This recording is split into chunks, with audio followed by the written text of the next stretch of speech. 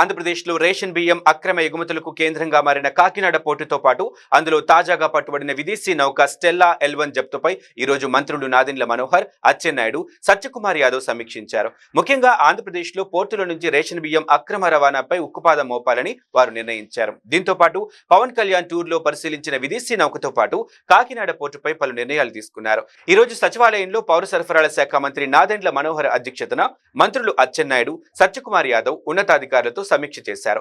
Ration బియ్యం అక్రమ రవాణా, కాకినాడ పోర్టు వ్యవహారంపై చర్చించారు. మంత్రుల సమీక్షలో పలు కీలక నిర్ణయాలు తీసుకున్నారు. కాకినాడ పోర్టు భద్రత కోసం చీఫ్ సెక్యూరిటీ ఆఫీసర్ను నియమించాలని నిర్ణయం తీసుకున్నారు. కాకినాడ పోర్టులో భద్రతా వ్యవస్థ బలోపేతం చేయాలని కూడా మంత్రులు నిర్ణయించారు.